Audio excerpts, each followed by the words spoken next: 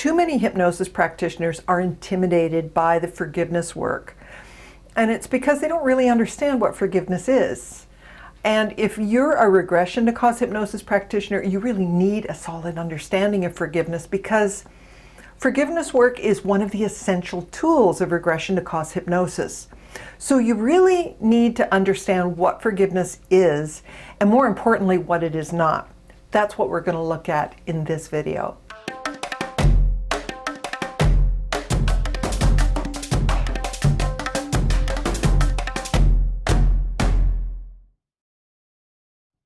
Forgiveness is not what most people think. So you need to educate your clients about what it means to forgive. This is just part of the setup for the healing process. And when it comes to educating a client about forgiveness, it's really an ongoing process. You know, you can cover certain things during the educational pre-talk, but often those things won't really make sense to the client until you regress them. And it's not until you get them into a past event and they bump into someone who hurt them that forgiveness becomes relevant to their healing process. And this is because they're not just thinking about that person, they're facing them and they're feeling their truest feelings about that person, and those feelings are uncomfortable. Hypnosis gets us into the feeling part of the mind, and this is what makes it easier for a person to connect with their authentic feelings. So when a client comes face to face with a person who hurt them, they suddenly realize just how much that person is still affecting them, and it's because they can still feel it. Emotions like fear and anger and resentment don't feel good. But it's not until the client bumps into these feelings that they realize that they still have a problem with the person who hurt them. And they discover it has everything to do with the problem they're seeing you for. And when they realize this, you don't have to try to convince them that they should forgive. All you need to do is point out that their own mind is showing them what's calling for healing. And that's when forgiveness begins to make sense. Now it's relevant. But the client needs to discover this for themselves. Forgiveness is the healing. And it's because forgiveness is a letting go. That's what forgiveness means, let go. What the client is being asked to let go of is all the anger and the condemnation and the pain that they've been holding on to. They've been carrying all that stuff around inside, and they need to let it go. Holding on to anger and resentment is like holding on to hot coals. You know, it doesn't hurt the person who hurt you. You're the one who keeps getting burned. So letting go of all that stuff is going to change how you feel for the better. It's going to change how you feel inside. But most people don't know this. And this is why you need to teach your clients about the value of forgiveness. You need to educate them about what it means to forgive and what forgiveness is and is not, so that they can decide to forgive. So to help you with this, I'm going to share 10 concepts that I have found especially helpful in my sessions with my own clients. So let's get started. Number 1, forgiveness is not condoning what a person did. A lot of people think that forgiveness means that you're giving the person who hurt you permission to hurt you again, and that's not forgiveness. Forgiveness is a decision to stop giving that person permission to control how you feel. That's it. Here's how to think about this. Every time we think about a hurt, it generates a stress response in the body, and stress generates physical tension, which generates pain, and it doesn't feel good. Stress inhibits our ability to think clearly. It messes with our ability to perform well, and it negatively impacts all our relationships. And it's no secret that stress generates dis-ease physically, mentally, and emotionally. Forgiveness is about letting go of all the internal stress and all of the internal pain that you've been carrying around and holding on to. It has nothing to do with condoning bad behavior and everything to do with setting yourself free of the control that others have had over how you feel. Number 2, forgiveness is not excusing bad behavior. A lot of people think that forgiveness means granting a pardon for wrongdoing. That's not forgiveness. Forgiveness is about accepting the truth about what happened. The truth is, what they did hurt you. and that was wrong. But holding on to the pain of that experience means that you're punishing yourself for their bad behavior in your mind. Now you're just doing it to yourself. Forgiveness is not excusing what they did. It's simply deciding to no longer punish yourself because of it. Number 3, forgiveness is not denying what happened. You know, too many people are content to go through life resenting and hating the people who hurt them. They take great pleasure in keeping the person who hurt them roasting on a spit, so to speak, just so they can keep punishing them. Others deny that they feel any anger at all. You know, it's still there, it's bubbling beneath the surface, but they have actually convinced themselves that they put it all behind them, you know, they've forgiven that person, so it's no longer a problem. That's just the conscious mind story. But the subconscious mind has a very different story to tell, and it's telling it through symptoms. Holding on to a pain story, consciously or unconsciously, just keeps a person stewing in their own emotional toxicity. Not only does this contaminate everyone and everything around them, it generates unwanted symptoms physically, mentally, and emotionally. Forgiveness is not about denying what happened. It's a process of truth-telling that sets a person free from the past, so they're no longer a victim to it. Number 4, forgiveness is not minimizing the hurt.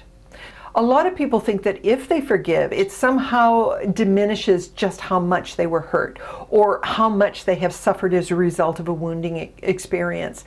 But forgiveness is not minimizing the pain of those experiences. It's about recognizing what happened. It's about accepting how it affected you so that you can let it go and be done with it. Forgiveness is a letting go, and this is what allows the past to finally be the past. It's simply a decision to give yourself permission to finally be free of the past by no longer allowing others to keep hurting you over and over and over again in your mind. Number 5, forgiveness is not forgetting. A lot of people say, you know, forgive and forget, as if one required the other. But forgiveness has nothing to do with forgetting. Forgetting is just another way of trying to avoid the truth. The truth is you got hurt. Forgiveness allows you to remember what happened in a way that empowers you. So it has nothing to do with forgetting. Forgiveness is about having the courage to face the truth of how it was for you then. It's also about coming to terms with those painful memories so that you can finally come to peace and let the past be the past. Number 6, forgiveness is not religion. One of the biggest arguments you'll hear in the weird and wonderful world of hypnosis is that asking a client to forgive is somehow imposing some religious dogma on them. But forgiveness has nothing to do with religion. There's nothing magical or mystical about it, and you don't even have to believe in God or a higher power to forgive.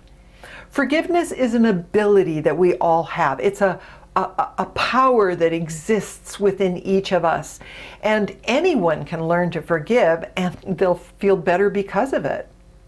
Unresolved emotions like fear and anger and sadness, those things generate internal stress, and this is what keeps a person in bondage to their past. Forgiveness is a process that allows them to release all that pent-up, trapped internal pressure so the mind and the body can finally relax. Forgiveness is the healing, and it has nothing to do with religion. Really, it's an act of self-love and self-healing. Number 7, forgiveness is not telling a person that you have forgiven them. It's not necessary. A lot of people think that if they forgive, then, you know, they're going to have to go tell the person that they've been forgiven. And this generates resistance. Well, that's understandable. You know, often there's a good reason for not wanting to have to face that person again. Maybe they were a complete stranger. Maybe they were a loved one. Maybe what they did was really bad. You know, bad things do happen to good people. Sometimes a person isn't even in their life anymore. Maybe they're dead. But this doesn't mean that a person has to deny themselves the benefits of forgiveness. Forgiveness isn't for the other person, it's for you. So you don't have to tell them that you've forgiven them because it's not for them. Forgiveness is a gift you give yourself that allows you to finally move on with your life. So forgiveness does not require telling anyone that you've forgiven them. It's not for them, it's for you, and you're worth it. Number 8, forgiveness does not mean reconciling with the offender. Some people don't want to forgive because they think it means inviting a nasty person back into their life. That's not forgiveness. Forgiveness is about letting go of the negative emotional charge that keeps you attached to that person. Now, if the person you need to forgive is still in your life, like a parent or a spouse, then what is required is taking back your power. And that begins with giving up the unrealistic expectation that somehow they're going to change just so you can be happy. Forgiveness is about giving yourself permission to be happy again, despite the things of the past. This is what allows you to move on with your life, with or without that person. Forgiveness simply gives you the choice to do so. Number 9, forgiveness is not giving up having feelings. Some people think that forgiveness is about being saintly. So they think that if they forgive, it means giving up being able to feel angry or hurt in the future. And that's not what forgiveness is about. Forgiveness is about being able to respond appropriately to situations in daily life without getting triggered. The people who hurt you in the past still have the power to affect how you feel now. People and situations in daily life can act as reminders of past situations. And when that happens, you'll find yourself reliving old, unresolved, uncomfortable feelings. Forgiveness sets you free from all that. Forgiveness is not about giving up how you feel.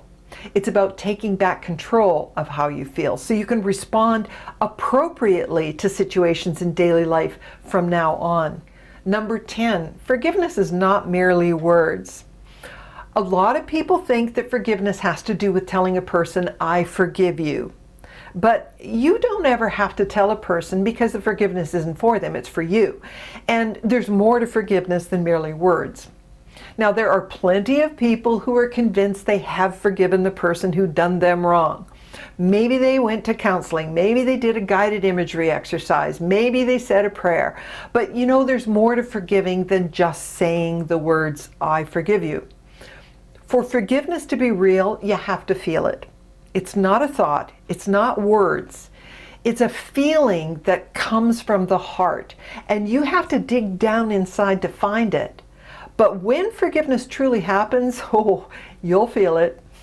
This is an amazing power that exists within each of us. And when a person forgives, healing happens because forgiveness is the healing. Unforgiveness is made up of fear and anger and condemnation and guilt. A Course in Miracles calls this a grievance. These are uncomfortable emotions, and they can block a person from experiencing a true present by keeping them stuck in the pain of the past.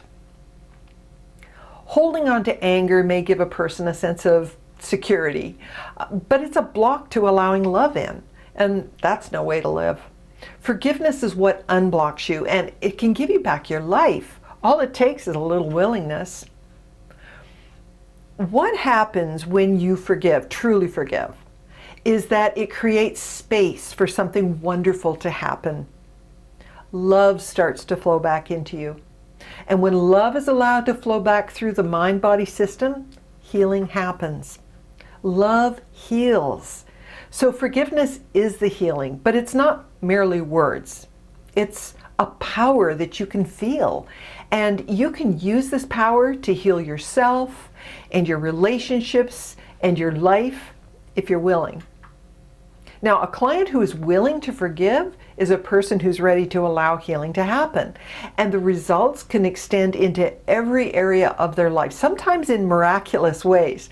So if you want to get a lasting change, focus on the forgiveness work. Forgiveness really is the healing. And what I found in my sessions is that if you set up for the forgiveness ahead of time, it will happen very naturally.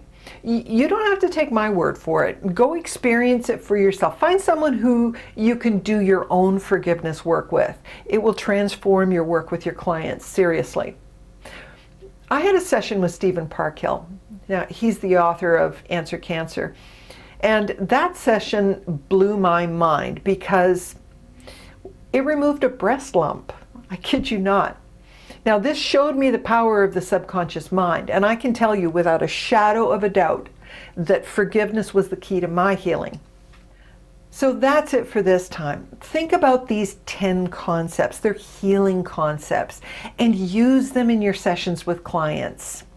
Educating your clients about forgiveness can really help to shift a person from being resistant to being willing to forgive. And it can give you a client who is ready, willing, and able to do the healing work of regression to cause hypnosis.